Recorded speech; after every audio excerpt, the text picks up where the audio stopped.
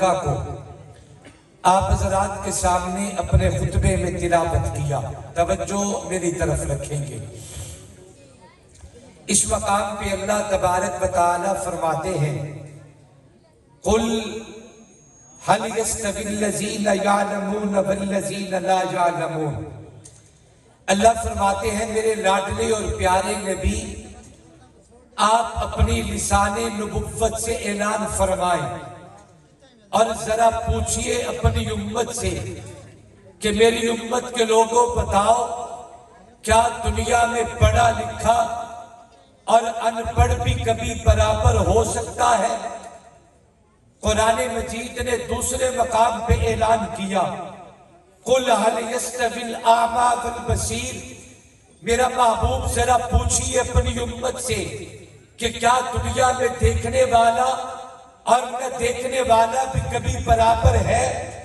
ایک شخص کو اللہ کریم نے نگاہ کا نور دیا ہے، یہ بندہ نگاہ کھولے اس کے لیے پوری کائنات روشن ہے. یہ بندہ نگاہ کھولے زمین کے سینے پہ بیٹھ کے آسمان تک پورا جہان اس کی نگاہ کے سامنے ہے. یہ بندہ نگاہ کھولے اپنے بابا اور اماں کا چہرہ دیکھے. یہ بندہ نگاہ کھولے اپنی رفیق حیات اپنے بیٹے کا چہرہ دیکھے. اور قرآن کہتے ہیں دوسرا وہ شخص ہے کہ جس کی نگاہیں کھلی تو ہے مگر ان نگاہوں میں بینائی کا نور کوئی نہیں. یہ بندہ نگاہ کھولے بھی صحیح اپنی ماں کا چہرہ نہیں دیکھ سکتا. یہ بندہ نگاہ کھولے بھی صحیح اپنی گود میں پلنے والے اپنے بچے کا چہرہ نہیں دیکھ سکتا. اللہ فرماتے ہیں دنیا والوں میرے محبوب پیغمبر کی زبان سے سنو، جیسے دنیا میں دیکھنے والا اور نہ دیکھنے والا کبھی برابر نہیں ہوتا، ایسے ہی علم والا اور جاہل بھی کبھی برابر نہیں ہو سکتے. اللہ تبارک و تعالی نے انسان کو عزت علم سے دی ہے، انسان کا مقام علم سے ہے، انسان کی بلندی علم سے ہے، انسان کی معراج علم سے ہے.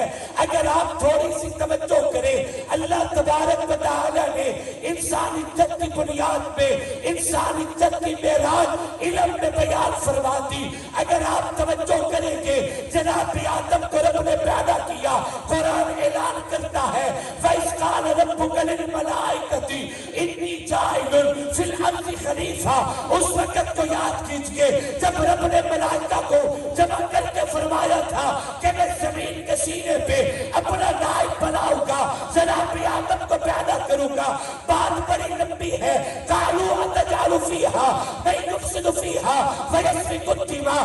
اللہ کے فرشتے کہنے لگے اللہ اگر انہیں پیدا نہ کر آپ کا کیا جائے گا، وہ زمین میں فساد کریں گے.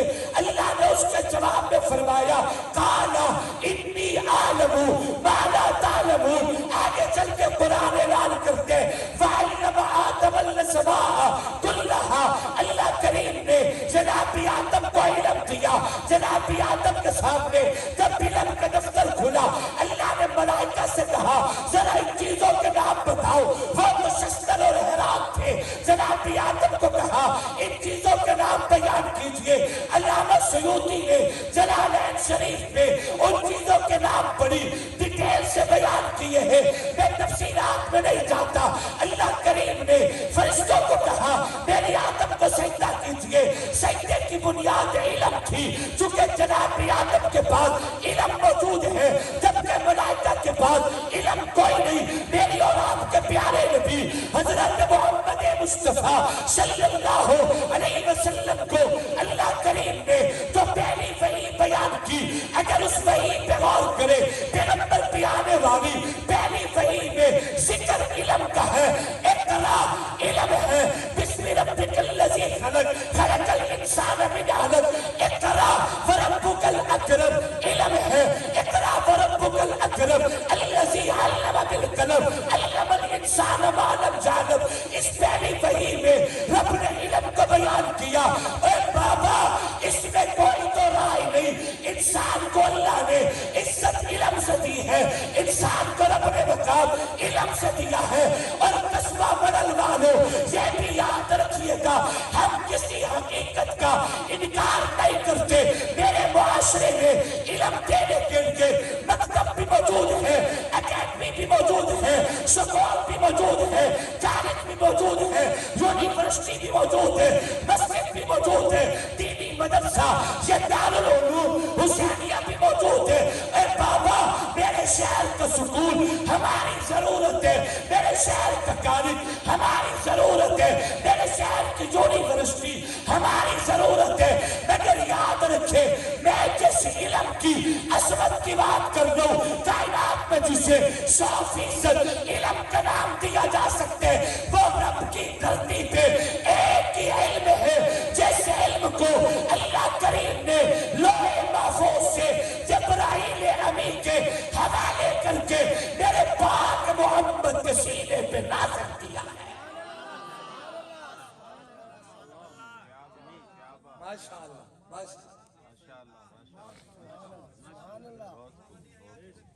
سلامت رہے, آمین. ماشاءاللہ اللہ خوشیاں دے, سلامت رہے.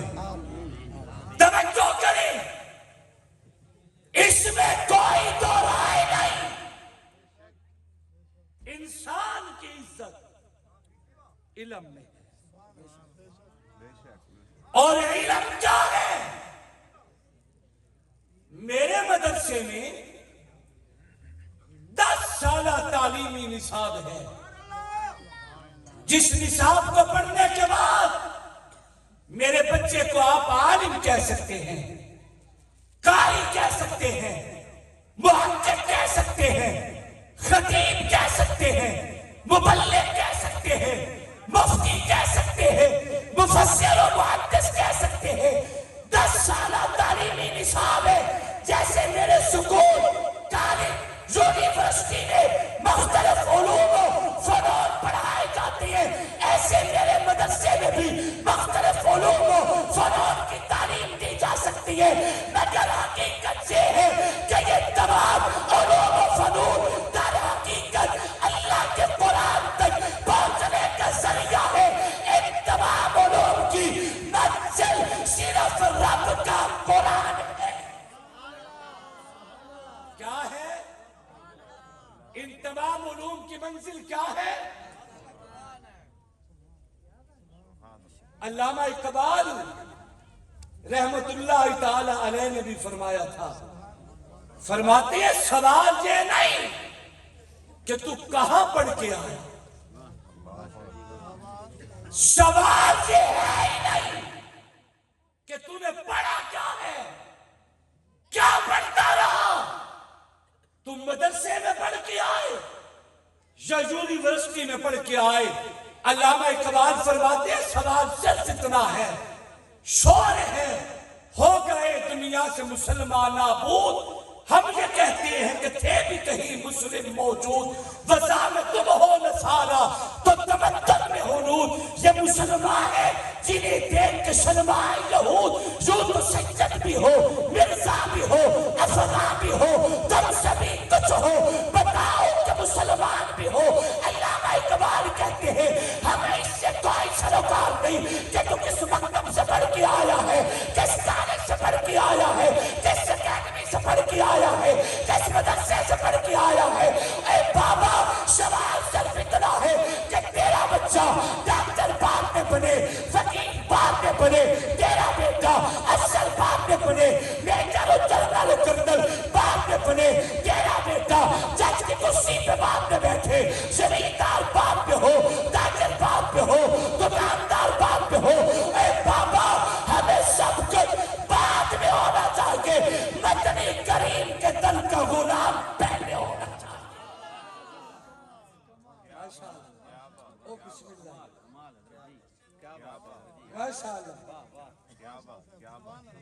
قرآن پڑھو, قرآن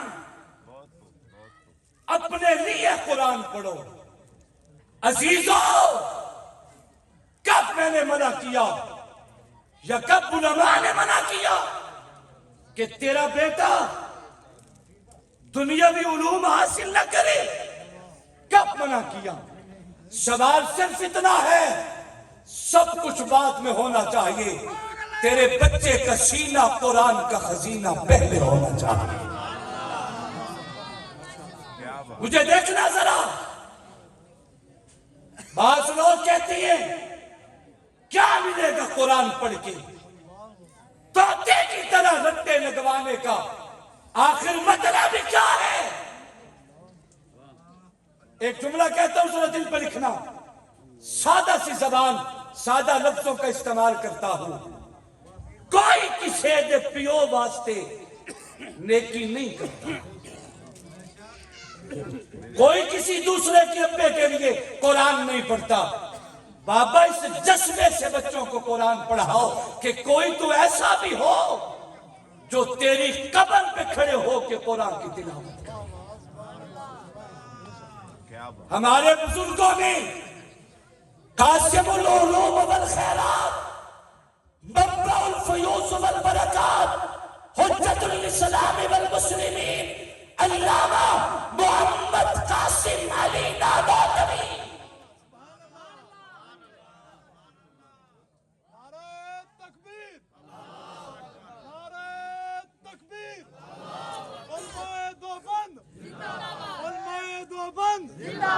علماء دیوبند نعرہ تکبیر. یہ جوان نے نعرہ کیوں لگایا علماء دیوبند کا؟ آج 7 فروری تھی ہے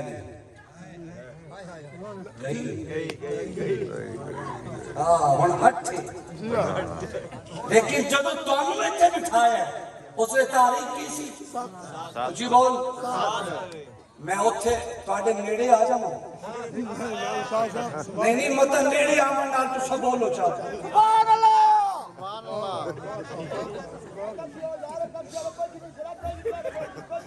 توجہ کریں یہ میرا ماشاء اللہ. آگے آگے آ جائے بھائی, آگے آگے آ جائے.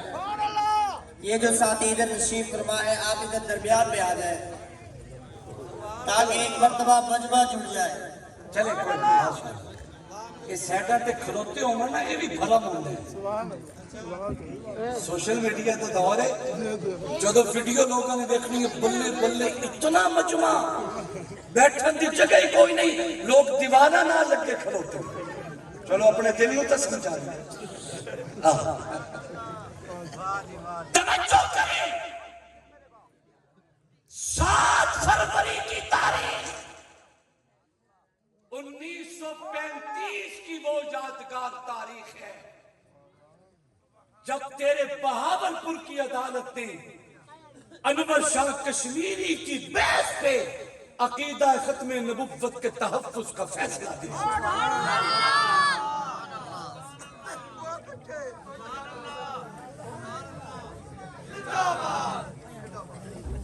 یہ نعرہ دوبارہ لگے تو مزہ آئے گا.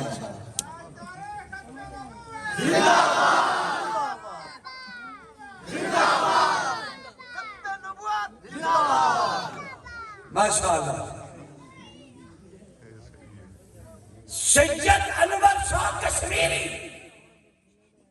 90 سال کا بزرگ پیرانہ سالی بہاولپور کی عدالت میں مقدمہ آیا. جب یہاں کے علماء نے خط لکھا دارالعلوم دیوبند میں کہ ہمیں کسی ایسے قلندر کی ضرورت ہے جو عدالت کے کٹہرے میں کھڑے ہو کے عقیدہ ختم نبوت کے تحفظ کا علم بلند کرے. دیوبند کے تمام اکابرین نے جس مرد درویش پہ اعتماد کا اظہار کر کے انہیں بہاولپور کی عدالت کے لیے روانہ کیا, دنیا اسے سید انور شاہ کشمیری کے نام سے یاد کرتی ہے. آپ تڑپ جائیں کہ میں ایک واقعہ عرض کرنے لگا ہوں. اس دور کے قادیانیوں نے تمام پوپ پادری لا کے عدالت کے کٹہرے میں کھڑے کیے تھے اور دوسری طرف دلائل کے انبار لگانے والا انور شاہ کشمیری عدالت میں کھڑا ہے. اکیلے نہیں تھے, اس دور کے بڑے بڑے اولیاء مولانا غلام محمد دین پوری، حضرت مولانا حافظ الحدیث علامہ عبداللہ درخواستی، ایسے بڑے بڑے اکابرین اور ان کے پس پہ کھڑے تھے. اور بات صرف جہاں تک نہیں بلکہ اس دور کے اور تمام اکابرین جو دیوبندی مسلک سے تعلق رکھتے، بریلوی مسلک سے تعلق رکھتے، اہل حدیث مسلک سے تعلق رکھتے تھے، اس دور کے تمام اکابر تمام مسلکوں سے تعلق رکھنے والے انور شاہ کی پس پہ کھڑے تھے. میں جملہ عرض کرتا ہوں، اے بابا جیسے تو ملتان میں رہنے والا ملتانی کہلائے، لاہور کے رہنے والا لاہوری کہلائے، چنیوٹ کے رہنے والا چنیوٹی کہلائے، ایسے ہی مسلمانوں کے بھی مختلف نسبتیں اور الگ الگ نام ہے. کوئی اپنی آپ کو دیوبندی کہتا ہے، کوئی بریلوی کہتا ہے، کوئی اہل حدیث کہتا ہے. جب مسلمانوں میں تفریق اپنی جگہ پہ، کوئی حنفی کہلائے، کوئی مالکی کہلائے، کوئی حنبلی کہلائے، کوئی شافعی کہلائے، کوئی نقشبندی کہلائے، کوئی قادری کہلائے، کوئی چشتی کہلائے، کوئی سہروردی کہلائے، مگر یاد رکھے جب بات آ جائے آقا کی عزت کی، جب بات آ جائے مصطفیٰ کی ناموس کی، جب بات آ جائے سیدہ زینب رقیہ ام کلثوم، سیدہ فاطمۃ الزہرا کے بابا کی ختم نبوت کی، تو یاد رکھے میں مسلمان ہونے کے ناطے اپنے مسلک کی ذمہ دار آواز ہونے کے ناطے اعلان کر کے کہتا ہوں، جب آقا کی عزت کی بات آ جائے پھر ہم میں کوئی بھی دیوبندی نہیں رہتا، بریلوی نہیں رہتا، اہل حدیث نہیں رہتا. یہ سارے مل کے ختم نبوت کے پروانے بن جایا کرتے ہیں. آقا کی ناموس کے لیے ہم میں کوئی دیوبندی نہیں، کوئی بریلوی نہیں، کوئی اہل حدیث نہیں. ہم سارے ختم نبوت کے پروانے ہیں. تیرا عاشق تو ہے شمع پروانہ ہے، تیرے شعلوں سے کھیلے گا جل جائے گا. جان چھوٹی سے ہی تیرے پروانے کی، پر بڑے سے بڑا کام کر جائے گا. تمام علماء اکٹھے تھے. عدالت میں دلال کے انبار لگانے والا اور قادیانیوں کے دلال کا سامنا کرنے والا وہ سجد ہے جو بہاولپور کے پلیٹ فارم پہ اترے، جو سکھ ٹکٹیں لے رہا تھا مسافروں سے. اس نے لالٹین اوپر کی رات کا وقت ہے، انور شاہ کا چہرہ دیکھا، پوچھنے لگا یہ شخص کون ہے؟ بتایا گیا سجد ہے، آخری پیغمبر کی اولاد میں سے ہے. وہ سکھ کہنے لگا پہلے تعارف کرواؤ، ملاقات کرواؤ، تاکہ میں ان کے ہاتھ کو چوموں اور مصطفیٰ کا کلمہ پڑھوں کہ 1300 سال بعد کا آنے والا اگر سجد اتنا حسین ہے، حسنین کا معنی کتنا حسین ہوگا.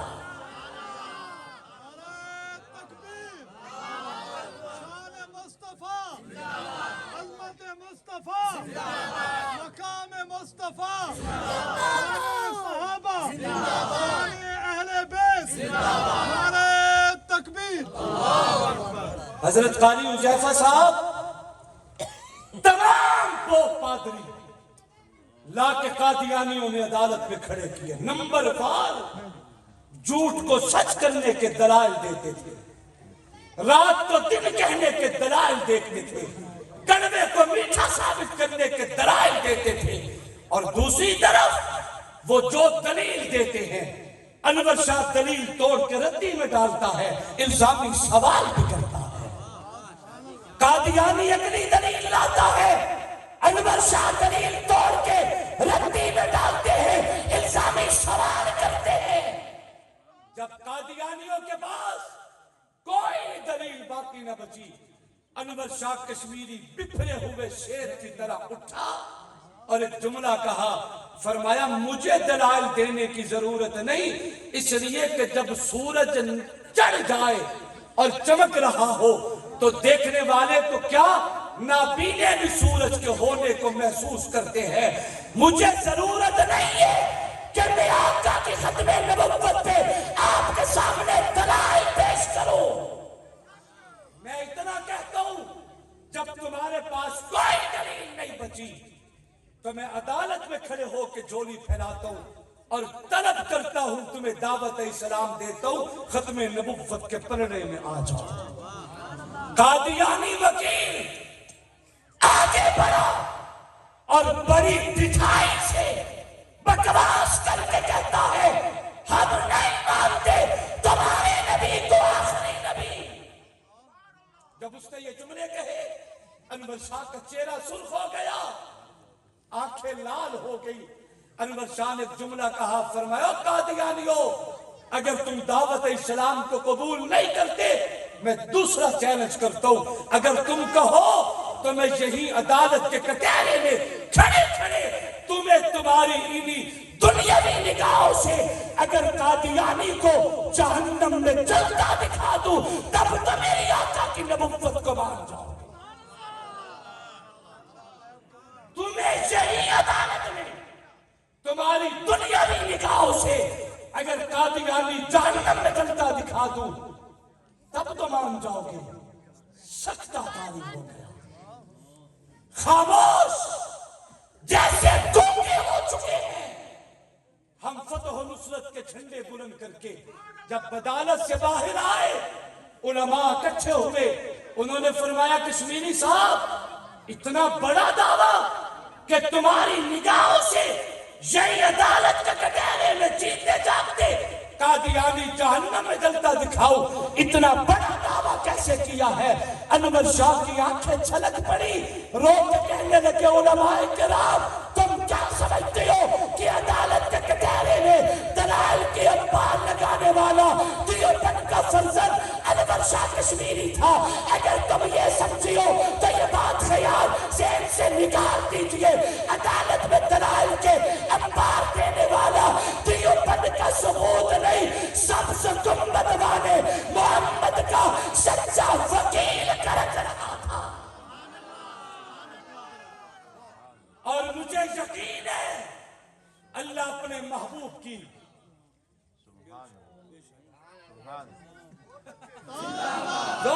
زور سے تاجدار ختم نبوت، تاجدار ختم نبوت، تاجدار ختم نبوت۔